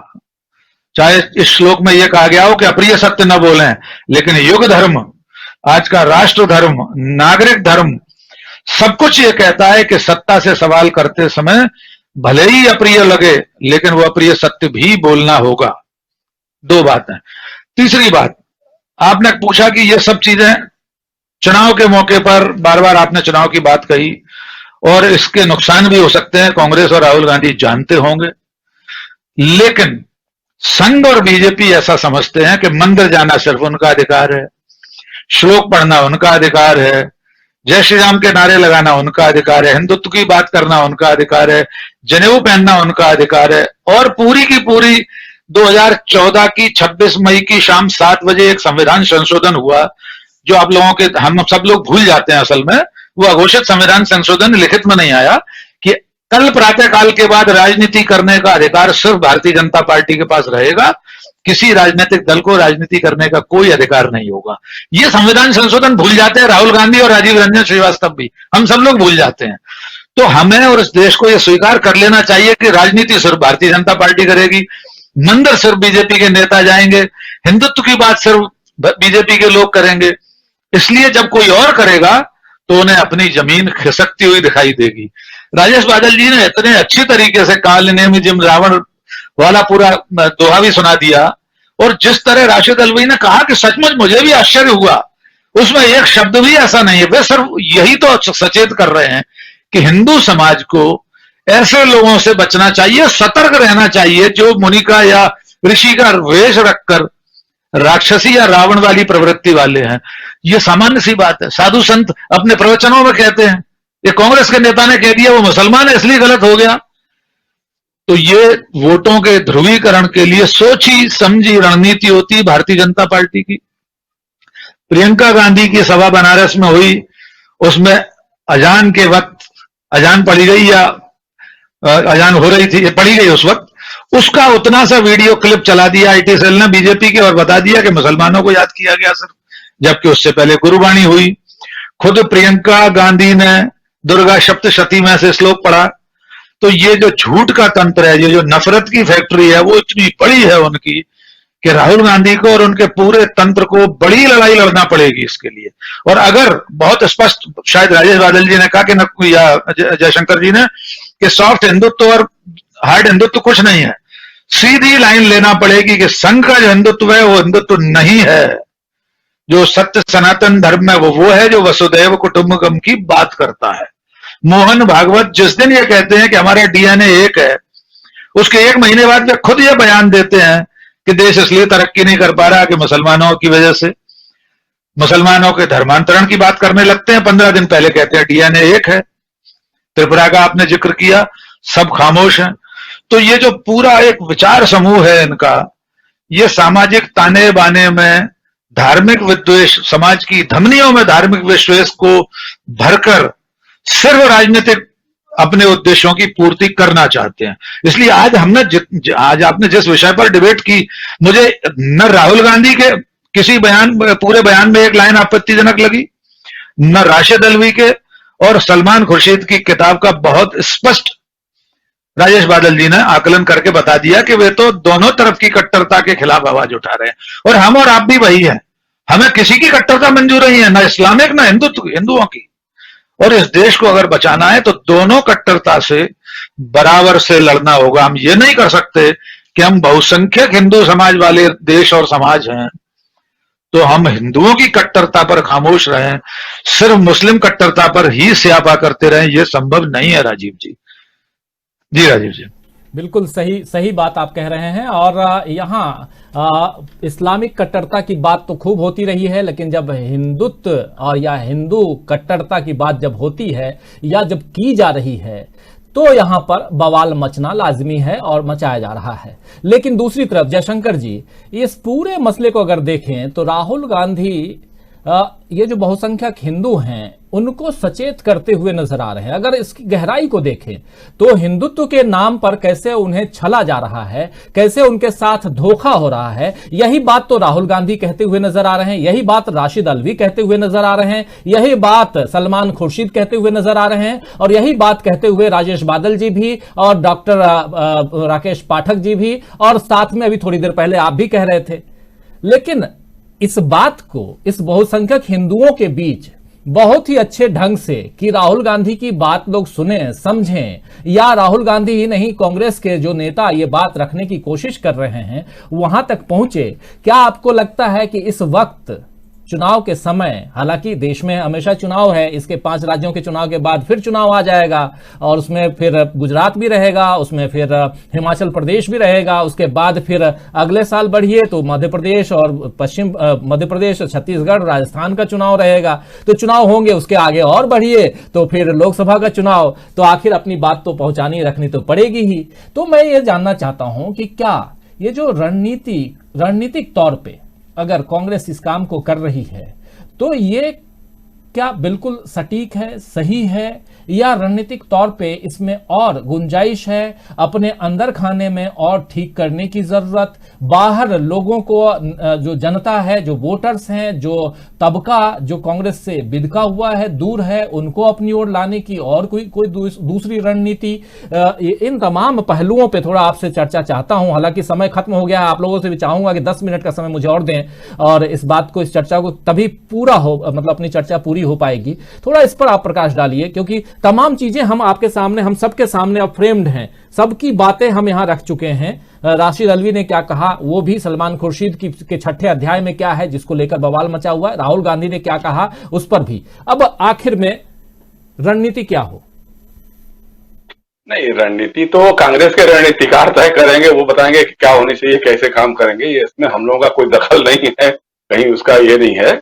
अगर हमसे कोई पूछेगा तो हम ये कर सकते हैं कि भाई राहुल गांधी अच्छा काम कर रहे हैं, विचारधारा पर आधारित कांग्रेस खड़ा करने की जो उनकी कोशिश है, अगर इसमें निरंतरता रहेगी, टाइमिंग बात हो सकती है कि टाइम कब हो कब नहीं हो, एक अलग चीज है, लेकिन हम लोग शुरू से ही ये कहने वाले लोग रहे हैं कि कोई भी राजनीतिक दल हो, हम समाजवादियों से भी कहते हैं और कांग्रेस के लोगों से भी कहते हैं कि भाई जो कांग्रेस के इथोस से, बाकी देशवासियों को अब बाद में समझाइएगा, पहले कांग्रेस के लोगों को समझाइए, ताकि जब कभी ये कट्टर हिंदुत्ववादी या जो संघ परिवार के लोग बिलबिला करके निकलते हैं, तो कांग्रेस के लोग भी निकल के आए सड़कों पे, वो बात करें, जवाब दें उसका, मीडिया में, सोशल मीडिया में, जहां भी हो, जहां मौका मिले उसका जवाब दें, लेकिन तब जवाब देंगे जब वो वैचारिक रूप से खुद ही क्लैरिटी उनके साथ होगी, एक स्पष्टता होगी उनके पास। इसलिए काम ये होना चाहिए, तो विचार प्रशिक्षण शिविर हो, जगह जगह नेताओं का प्रशिक्षण शिविर हो, फिर उसके बाद प्रदेश स्तर के नेताओं का हो, जिला स्तर के नेताओं का हो, और उसमें लोग काम करें, बात करें, और फिर तमाम विचारधाराओं, देखिए बहुत वर्षों पहले होता था, कांग्रेस में भी था, कम्युनिस्ट में भी होता था, सोशलिस्टों में भी होता था, और संघ की शाखाओं में भी होता था, लेकिन संघ की शाखाओं में बाकी मुद्दों पर चर्चा नहीं होती थी, हिंदू मुसलमान, राणा प्रताप, शिवाजी, औरंगजेब, बाबर, इसके अलावा कोई चर्चा नहीं होती थी। कभी कृषि नीति क्या होगी, शिक्षा नीति क्या होगी, विदेश नीति क्या होगी, इन सारी बातों पे कभी चर्चा नहीं होती थी, लेकिन बाकी दलों में होता था। बाद के वर्षों में कांग्रेस सत्तारूढ़ होती चली गई और विचारधारा से धीरे धीरे कटती चली गई, उसके लिए सत्ता में बने रहना जो है सबसे बड़ा महत्व हो गया। तो उसी की देन है कि आज जो कांग्रेस की दुर्गति हो रही है, क्योंकि विचारधारा के स्तर पे कोई कांग्रेसी खड़ा ही नहीं हो पाता। कभी भी जब भी कभी कोई बात होती है तो वो फिर बगले झांकने लग जाता है। जब भी कभी राहुल गांधी, देखिए आज की तारीख में, और पहले भी मैं कहते आ रहा हूं कि आज की तारीख में राहुल गांधी उन अकेले लोगों में से हैं जो देश के लिए सही सोच रहे हैं, सही बोल रहे हैं, चाहे वो किसी भी सोच पे है, लेकिन उसको उस ढंग से बैकअप नहीं मिल पा रहा है, उनकी पार्टी से भी नहीं मिल पा रहा है। और ये लोग, इनके पास तो जो है ना, जो तंत्र हमने बताया था भाई, अब राहुल गांधी ने किसी एक भाषण में नरेंद्र मोदी के किसी भाषण का जिक्र करते हुए कहा था कि साहब वो कह रहे थे कि साहब वो इधर से आलू डालेंगे उधर से सोना निकलेगा। अब आईटी सेल ने ऐसा प्रचार किया कि भाई राहुल गांधी कह रहा, उसको पप्पू साबित कर दिया। जो असली पप्पू था, जो गप्पू भी है वो पप्पू भी है, वो तो इसी को घुमा करके प्रधानमंत्री बन गया, और जो दूसरे को कोट कर रहा, उद्धृत कर रहा था, उसको आपने पप्पू बना दिया। तो ये है मीडिया का खेल, ये है उनका जो प्रचार तंत्र है, कनफुकवा तंत्र है। लगातार इस तरह की कितनी बातें हैं जो राहुल गांधी के मुंह में डाल दिया, कहा था खुद उन्होंने। तो इसकी काट करने के लिए अगर आप विचारधारा पे तैयार करेंगे लोगों को, कांग्रेस के लोगों को खड़ा करेंगे, निचले स्तर तक के लोगों को, ताकि कांग्रेस के लोग जवाब दे सके, उस ढंग से बात कर सके, तो इससे बड़ा कोई काम नहीं होगा, उसको करना पड़ेगा। और अगर ये करते हैं तो बहुत अच्छी बात है। इसके अलावा आप देखिए, जैसे बात हो रही थी अभी, आप कह रहे थे कि किस तरह दिशा में जा रहा है, बीच के वर्षों में कांग्रेस ने सब बातों को छोड़ ही दिया था। और आप देखिए कि आज की तारीख में, अभी हमसे आज कल कोई कह रहा था कि साहब वो हरियाणा में जिस जेल में रखा गया था गांधी के हत्यारे आप्टे को, मतलब आप्टे भी था ना उस हत्याकांड में, तो उस वहां से जमीन से मिट्टी लेकर के ला रहे हैं लोग, और मेरठ में कहा एक उसकी भी मूर्ति बनाने जा रहे हैं। मतलब भाई बिना हरियाणा गवर्नमेंट की सहमति से या अनुमति से तो कोई जेल में जाकर के वहां से मिट्टी नहीं ला सकता है, कि किस बैरक में रखा था, क्या किया था, मालूम नहीं है। तो वो अनुमति दी होगी सरकार ने ना, आपटे की जो जिस बैरक में रखा होगा, जिस जेल में रखा होगा, वहां से जाकर के, और आप उसका महिमा मंडन शुरू हो गया। भाई असल बात जो है, अभी राजेश भी कर रहे थे, राकेश भी कर रहे थे, इनके पास कोई है नहीं, इनके पास कोई आइकन है नहीं जिसको ये बता सके कि हाँ जी राष्ट्रीय आंदोलन में, स्वतंत्रता आंदोलन में हमारा भी कोई साथी था। ले दे करके देखिए, सावरकर भी इनके आइकन अब हुए हैं, पहले नहीं थे। सावरकर को कभी नहीं मानते थे, क्योंकि बाकी सब चीजों में चूंकि वो माफी भी और जो भी था वो एक अलग किस्सा है, लेकिन वो वैज्ञानिकता की बात कर रहे थे, वो पोंगा पंथ की बात नहीं करते थे सावरकर। ये जो आरएसएस का जो पोंगा पंथ है उसके वो खिलाफ थे। जैसे गाय को वो नहीं मानते थे कि गाय माता है या क्या, वो मानते थे भोजन पदार्थ है। ये सावरकर की बात कर रहा हूं मैं। तो इसलिए ये लोग उनको आइकन नहीं मानते थे। अब उनको लग रहा है कि चूंकि गांधी के खिलाफ खड़ा करने के लिए एक नाम मिल गया हमको, अब उसको हम खड़ा करेंगे। तो सावरकर को ले आए। अब पता लगा कि उसमें घुसी गिरते चले जा रहे हैं कि भाई सावरकर तो वही थे जिन्होंने सबसे पहले टू नेशन थियरी दिया था। सावरकर की पार्टी ने ही जाकर के वो फजलुल हक के साथ सरकार साझा की थी। उनकी पार्टी, ये हिंदू महासभा के लोगों ने, श्यामा प्रसाद मुखर्जी जो भारतीय जनसंघ के भी संस्थापक अध्यक्ष थे, वो सरकार में शामिल थे फजलुल हक की। फजलुल हक ही आदमी था जिसने पाकिस्तान एक अलग देश बने इसका एक प्रस्ताव भी पास किया था। तो अब ये सब बातें निकलती हैं तो फिर भी बिलाना शुरू हो जाते हैं लोग। तो असल बात वही है। अब आप देखिए कितनी बड़ी बात है जिस ढंग का जहर फैला रहे हैं ये। जब सानिया मिर्जा दुबई के मैच में थी, जब पाकिस्तान और उसका मैच हो रहा था, वो देखने गई होगी। सानिया मिर्जा भारत की बेटी है लेकिन पाकिस्तान की बहू भी है ना। तो अगर वो मैच देखने गई तो लोग एकदम उस पर पिल पड़े, सोशल मीडिया पे शुरू हो गया पूरा हुआ शुरू हुआ। किसी एक ने भी नहीं पूछा कि भाई साहब यहाँ जय शाह क्या कर रहे थे बैठकर? हिंदुस्तान की टीम तो कब से हार के चली आई थी, बाहर आ गई थी, आप वहां क्या कर रहे थे? बीसीसीआई तो मैच नहीं करा रहा था, मैच तो आईसीसी करा रहा था ना। तो आप कल क्या कर रहे थे, बैठ करके देख रहे थे उस दिन जिस दिन मैच हो रहा था न्यूजीलैंड और पाकिस्तान का? इस पर कोई सवाल नहीं होगा। तो ये ऐसा माहौल जहर का जो घोला गया है, नफरत का जहर जो है जिस तरह से पूरे सोसाइटी में घोल दिया गया है, उसकी काट करने के लिए कांग्रेस को खड़ा होना पड़ेगा। कांग्रेस के साथ अन्य दल जो भी हैं, जो धर्मनिरपेक्षता में यकीन रखते हैं, जो सांप्रदायिकता, फांसीवाद के विरुद्ध बातें करते हैं, उन सारे लोगों को खुल करके सड़क पे आने की जरूरत पड़ेगी। क्योंकि आज मौका ऐसा आ गया है, क्योंकि ये अपने नग्न स्वरूप में सामने आ रहे हैं। मतलब उनका फासिज्म जो है, आप सोचिए कि त्रिपुरा में जिस तरह से घर जलाए गए हैं और उसके बारे में अगर किसी ने सोशल मीडिया पे लिखा तो उसके खिलाफ आप यूएपीए लगा दे रहे हैं, उसका खंडन नहीं कर रहे हैं, बता नहीं रहे हैं। आप कहिए कि यहां से घर नहीं जलाए गए हैं, ये बात समझ में आती है। उसके लिए डिफेमेशन ला या कुछ भी और हो सकता है, लेकिन उसको आपने सीधे सीधे राजद्रोह और राष्ट्रद्रोही बना दिया। तो ये जो माहौल बनाया जा रहा है, ये आने वाले दिन और राजीव जी खतरनाक होंगे। इसलिए हमको लगता है कि राहुल गांधी इस आशंका को भांप रहे हैं, महसूस कर पा रहे हैं कि आने वाले दिनों में किस ढंग से इनका फासिज्म जो है आगे बढ़ेगा, सामने आएगा।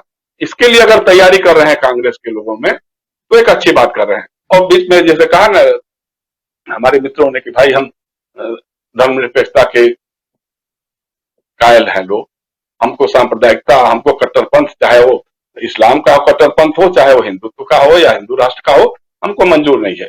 हम कहना चाहते हैं, बिल्कुल सही बात है कि हम हिंदू राष्ट्र के विरुद्ध हैं, लेकिन हम निजाम मुस्तफा या खलीफा शाही के भी समर्थक नहीं है, उसके भी कायल नहीं है।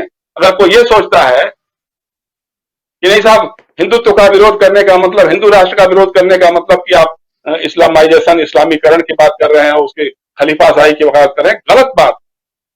और ये काम अगर राहुल गांधी ने शुरू कर दी है तो हमारे जैसे लोग इसको सलाम करेंगे। जी राजीव जी बिल्कुल, बहुत सही बात कह रहे हैं। और खासकर जो हमारे देश का जो ताना बाना है, जो ढांचा हमारे लोकतंत्र संविधान में जो हम भारत के लोग जो हमारे और उसमें साफ यही है कि हम जो लोकतंत्र हैं वो वो लोकतंत्र हैं जहां हर धर्म, हर संप्रदाय, हर तरह के लोग बसते हैं। यहाँ ना कोई कट्टर हिंदुत्व की बात और ना ही कोई कट्टर इस्लामीकरण की बात और ना ही कोई कट्टरता, दूसरे धर्मों के कट्टरता की बात। यहाँ सर्वधर्म जो है उसकी बात होती है और यही हमारे संविधान की खूबसूरती है। और इसलिए जब जब चाहे हिंदुत्व की बात हो, चाहे इस्लामिक और इस्लामिक स्टेट की बात हो, तो उसका विरोध हम भी करते रहे हैं और पत्रकारिता करते हैं। और हमारे तीनों साथी भी इस बात से सहमत हैं और आप लोगों ने भी सुना भी कि इनका भी यही कहना है कि जो राहुल गांधी कर रहे हैं इस वक्त देश को इस चीज की जरूरत है। आप धर्म के नाम पर अखलाक या धर्म और गौ मांस का नाम लेकर के ऐसे किसी की लिंचिंग कर दें। अखलाक का नाम लेकर के राहुल गांधी ने बोला, इसलिए अखलाक का नाम मैं यहां ले रहा हूं अपने बयान में। लेकिन अगर आप किसी की भी लिंचिंग कर रहे हैं, किसी को भी मार दे रहे हैं, तो ये कहां तक जायज है? अगर आप शासन कर रहे हैं, डर भय पैदा करने की कोशिश में आप कुछ ऐसा कर दे रहे हैं जो जायज नहीं है, ठीक नहीं है, तो वो स्वीकार्य नहीं होगा। आज न कल जनता जागेगी और आपको बाहर करेगी, कुर्सी से हटाएगी, ये तो तय है। और बहुत सारी चीजें और उत्तर प्रदेश के संदर्भ में बहुत सारी घटनाएं घट रही हैं। पिछले दिनों आपने देखा महीने भर के अंदर 2 ऐसी मौतें हुई हैं जो कि हिरासत में हुई हैं और वहां भी सवालिया निशान हैं, चाहे वो आगरा की बात हो, चाहे वो कासगंज की बात हो। तो बहुत कुछ है जहां बहुत सारे सवाल उठते हैं और उस पर हम लोग बीच बीच में चर्चा करते रहेंगे, और चाहे वो त्रिपुरा की बात ही क्यों ना हो। तो आप तीनों हमारे साथी, आप लोग वरिष्ठ जन, आप लोगों ने अपने विचार रखे, अपनी बात रखे, आप लोगों ने बहुत बहुत धन्यवाद देता हूं। राजेश बादल जी आपको, डॉक्टर राकेश पाठक जी आपको और जयशंकर गुप्ता जी आपको। आप तीनों बेबाकी से अपनी अपनी बातें आप लोगों ने रखी, इसलिए हमारे जो साथी हैं, जो सुनते हैं, देखते हैं, प्रोग्राम लाइव के बाद भी देखते हैं, सराहते हैं, आप लोगों की चर्चा करते हैं, लगातार लिखते भी हैं कमेंट बॉक्स में, आप लोगों के विचार उन्हें पसंद आते हैं, लिखते भी हैं। आप तीनों को बहुत बहुत शुक्रिया अदा करता हूं, धन्यवाद देता हूं तहे दिल से आप जुड़े इसके लिए। और तमाम साथियों, आप लोगों को भी, आप लोगों का देख रहा हूं मैं लगातार, आप इस चर्चा में बने हुए हैं, कमेंट बॉक्स में कमेंट लिख रहे हैं। आप लोगों से अब विदा लेने का वक्त आ गया है और अलग अलग ढंग से अलग अलग बातें, अलग अलग विचार आप लोग लिख रहे हैं। मोहम्मद अशरफ आलम लिख रहे हैं, कंगना रनौत को लेकर के को अगर सजा नहीं हुई और पुरस्कार वापस नहीं लिया गया तो ये समझा जाएगा कि इस देश में खैर किसी वर्ग विशेष का मैं नाम यहां नहीं लूंगा, लेकिन हाँ, देश का मजाक जरूर उड़ाया जा रहा है और इससे बचना चाहिए। लेकिन मोहम्मद अशरफ आलम, आप जो लिख रहे हैं इससे बहुत लोग सहमत होंगे, आपकी बातें बिल्कुल जायज हैं और इस पर गुस्सा भी आना चाहिए, गुस्सा भी जायज है। कामिल शेख भी हमारे साथ जुड़े हुए हैं, बहुत सारे साथी। जो असलम चिश्ती लिख रहे हैं कि हमारी गंदी सियासत ने हमें आज उस मोड़ पर लाकर खड़ा कर दिया जहां इंसान ही इंसान को डस रहा है और सांप कोने में बैठा हुआ हंस रहा है। बिल्कुल सही कह रहे हैं। लोनली सोल लिख रहे हैं कि भगवान को पूजना, सनातन धर्म हिंदुत्व का मतलब और हिंदुओं को इस्तेमाल करके सत्ता हथियाना, सनातन धर्म और हिंदुत्व का अंतर पब्लिक समझ चुकी है। भाजपा पूरे देश में हारने जा रही है, अब सरकार से फेंका जाना बाकी है। ये कहना है लोनली सोल का। विनी कपूर लिख रही है, जयशंकर जी को कांग्रेस के सलाहकार होना चाहिए। यहाँ कोई भी, विनी कपूर जी, एक बात आपको बहुत ही प्रेम से, बहुत अच्छे से बताना चाहूंगा। जो अच्छा है, कल को कांग्रेस अगर गलत करेगी तो उसकी बात भी हम करेंगे। आज जो अच्छा कर रहे हैं वो भी बात करेंगे। कोई किसी का सलाहकार नहीं, हम लोगों को पत्रकार रहने दीजिए, आप लोग अपना काम कीजिए। हमारी सलाह जरूर, हमारे इस प्रोग्राम को आप देखती हैं, सुनती हैं और सराहती हैं, हमारे प्रोग्राम को जरूर सुना कीजिए, देखा कीजिए और आपको अच्छा लगे आप कमेंट कीजिए, बिल्कुल अच्छा लगता है। लेकिन सलाहकार मत बनाइए, क्योंकि अगर जयशंकर गुप्ता जी को आप सलाहकार बना लेंगी तो फिर हमारे एग्जीक्यूटिव एडिटर कैसे रहेंगे वो, तो उनको अभी एग्जीक्यूटिव एडिटर रहने दीजिए विनी कपूर जी। और सबसे अच्छी चीज है कि आप देखती हैं, सुनती हैं इस कार्यक्रम को, मुझे अच्छा लगता है। और लायन गेमिंग कह रहे हैं कि सत्य परेशान हो सकता है, पराजित नहीं। बिल्कुल बहुत सही बात आपने कही है और ये लाइन कई जगह लिखी जाती है और ये सच यही है कि सत्य पराजित हो सकता है, लेकिन आप इस बात को कि परेशान हो सकता है, पराजित नहीं हो सकता। बिल्कुल सही है कि सत्य परेशान हो सकता है, पराजित नहीं हो सकता। असलम चिश्ती लिख रहे हैं कि सच्चाई, हकीकत और गहराई से विश्लेषण करने के लिए आपके तमाम पत्रकारों को दिल से सैल्यूट। मदीना का मुसाफिर लिख रहे हैं, शुक्रिया, सच में आज नहीं, गुड नाइट, शुभ रात्रि। शुभ रात्रि कर रहे हैं। और इंग्लिश वाला लिख रहे हैं you are the best reporter, बहुत धन्यवाद आपको। और एस यादव लिख रहे हैं इतनी बढ़िया जानकारी देने के बाद भी अगर किसी की आंख न खुले तो वो सावन का अंधा ही होगा। कमलेश शेख है। रूपराम अग्रवाल लिख रहे हैं कि जयशंकर गुप्ता जी कहाँ गए, थोड़ा ऊपर हो गया आपका कमेंट, लेकिन हाँ, जयशंकर गुप्ता जी सच्चाई की बात करते रहो। इकबाल खान लिख रहे हैं कि अब जज्बात हर किसी का उछालना लाजिम, बदलते भारत पर एक नज़र उछालना लाजिम, बदलते भारत पर एक नज़र डालना लाजिम। कुछ दीवानों के ख्वाब जो लहू बनकर बहे, उस ख्वाब की ताबीर अब संभालना लाजिम, लिख रहे हैं। असलम चिश्ती साथ में जुड़े हुए हैं। तबियान कामिल शेख हमारे साथ हैं। नितेश सिंह बैस हमारे साथ बने हुए हैं। लोनली सॉल बने हुए हैं। नंदकिशोर सिरपुरकर हैं, गुड नाइट लिख रहे हैं। अजमल अंसारी हैं। एस के क्लासेस हमारे साथ में। भूषण कुमार लिख रहे हैं तो कांग्रेस के जैकेट कपड़ा दो कुछ कह रहे हैं। खैर, और पप्पू पटेल भी हमारे साथ में हैं।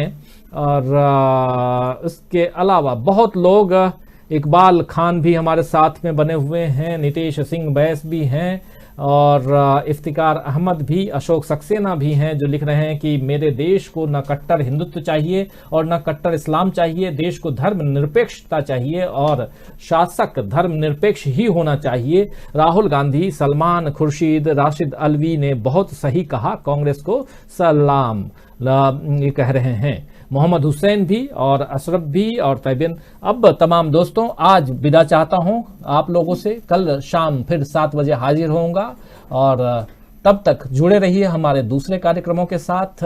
एक गंभीर चर्चा में आप लोगों ने अपना वक्त निकाला, इस चर्चा में आप लोगों ने भाग लिया, आप लोग लगातार कमेंट करते रहे। जावेद इकबाल लिख रहे हैं मेरा कमेंट दिख रहा है आज अभी दिख रहा है, पहले भी आपका दिख रहा था, अभी बीच में नहीं दिखा था, लेकिन दिख रहा है जावेद इकबाल जी, बिल्कुल दिख रहा है। बनवारी मीना भी हैं। 26 नवंबर को किसान आंदोलन पर चर्चा करो। 26 नवंबर को किसानों के आंदोलन के 1 साल पूरे हो रहे हैं, बिल्कुल चर्चा करेंगे बनवारी मीना जी। सारा खान भी हमारे साथ में हैं। जो लोग देश की आज़ादी को भीख में मिलने की बात करते हैं वो पागल हैं, सारा खान का कहना है। इकबाल कह रहे हैं कि एक बार विजिट करें, बिल्कुल। और लोनली सॉल भी हमारे साथ में। रूपराम अग्रवाल सच पत्रकार, आपको धन्यवाद कह रहे हैं। अब्दुल जब्बार, अब विदा चाहता हूं आप लोगों से। बहुत धन्यवाद, बहुत धन्यवाद। एक बार शुक्रिया अदा करता हूं कि आप लोग जुड़े हमारे साथ, और कल शाम फिर से जुड़िए और उस बीच हमारे दूसरे प्रोग्राम को जरूर देखिए, सराहिए, और हमारे इस प्रोग्राम को और दूसरे प्रोग्राम को शेयर भी कीजिए। और जिन साथियों ने सब्सक्राइब नहीं किया हमारे चैनल को, तो प्लीज सब्सक्राइब भी करें। दोस्तों, साथियों, शुभचिंतकों तक इस चैनल को पहुंचाने में हमारी मदद कीजिए। गुड नाइट, शुभ रात्रि, शब खैर, नमस्ते।